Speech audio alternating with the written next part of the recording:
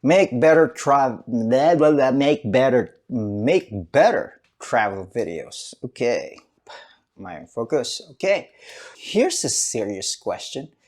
Did you ever wonder why your videos suck? Well, at a time I did. So that's why in this video, I'm gonna share with you what I have learned in order to make better videos right now.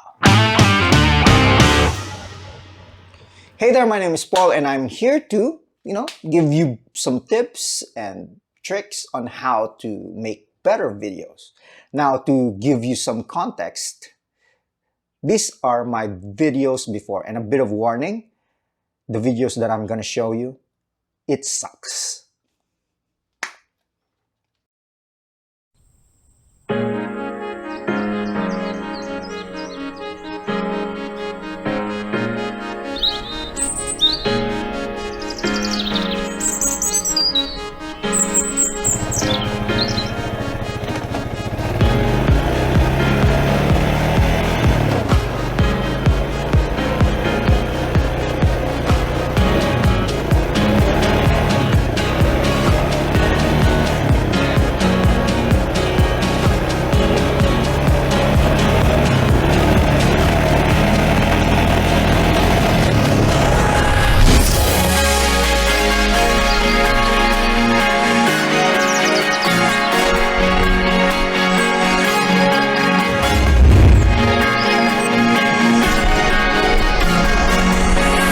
Now fast forward to today, this is how my video looks like now.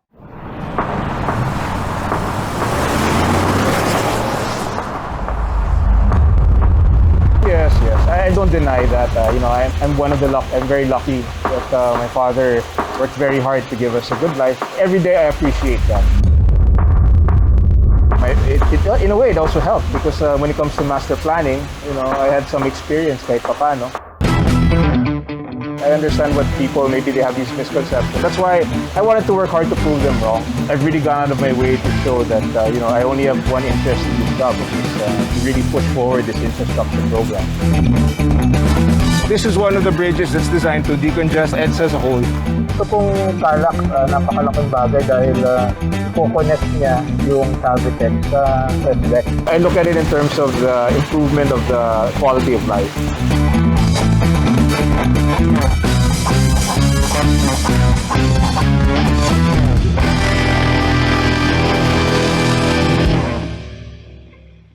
Better, right? So some of you may be wondering, how did I do that? How was I able to transform my videos from the time that they sucked to today, where it has somehow improved?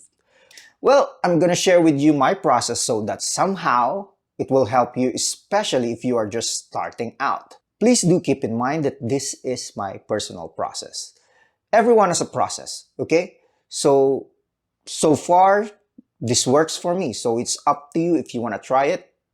It's really up to you. So let's get started. It's not a travel film if you are not able to show location. I know shooting a particular location is easy, but how do you do it right? Well, whenever you're shooting a location, you need to keep in mind that you need to establish where you are. Not just shoot some random mountain.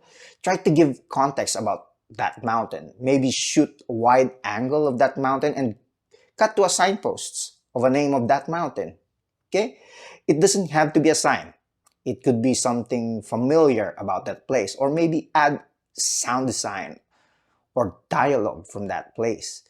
I see a lot of travel films that just shows, random clips of a certain place. You can do that, but it doesn't give any context at all. So shoot your location and establish where you are. Another equally important thing that you need to capture in your travel videos are emotions. Captured emotions are best combined with location. Show your audience what your characters feel while they are on that location. Try to explain what's going on around your character by showing their emotions. There are a lot of emotions that your characters can show on camera. It's not just happy or sad. It could be calm, panic, hectic, or even terrified. Sky's the limit when it comes to what kind of emotions you want to show your audience. Some filmmakers say that you should only shoot during golden hours. Well, it's kind of true. But what if a particular scene happens during midday or during nighttime? I think what they're trying to say here is, or at least the way that I understand it, is try shooting with natural light. They are just saying golden hour because the light conditions looks amazing during these hours. If you're filming a travel documentary, you can't just shoot during golden hours. Otherwise, you're gonna waste a lot of time waiting for golden hour only to shoot 15 minutes of content of your documentary. So instead of waiting for golden hour, choose a favorable natural lighting condition. If things are happening during midday, use an ND filter. It helps block the harsh light. Then try showing that in the scene. Shoot the sun and show that it's midday. This way you're telling your audience the time of day you are capturing these moments. Adding movement to your shots makes it more dynamic. Whether it's camera movement or whether you move your camera or in-camera movement, where your camera is not moving but your subject is in the frame but it's moving like this, okay? Movement in your shots can carry your audience from one scene to the next. To give you an example, take a look at the opening scene of the movie Revenant. In that particular scene, the movement of camera leads you to what is happening. From the shot of the stream, then panning to the foot of the first character, and then showing the next character, and then showing what these characters are actually doing. That's how powerful camera movement can be. Another example of movement in shots would be the opening of Road to Perdition. This time, the camera doesn't move, okay? But everyone inside the frame moves. From the shot of a kid riding down the hills on his bike to him selling newspapers on the street, the shots are just dynamic and powerful. Personally, I am a fan of having my subjects move inside the frame rather than the camera moving. It's nothing personal. I don't have anything personal about camera movement. It's just my preference. So aside from the fact that it's simple, you also practice on how you compose your shots in order to have a good looking image. So whenever you are shooting a travel film, keep in mind movement, and I promise you, you will make better videos. As they say, nothing is by accident, all is by design. So great and awesome videos are not completed by accident. This is why you need to be very, very, very intentional with your B-roll. B-roll complements and completes your story. If you don't have a story in the first place, then you don't have a great travel video. So ask yourself, what is your story? Once you know that, you know what to shoot, what details you should be shooting, what camera movement you will be using. Is your story about eating in Taiwan's night market?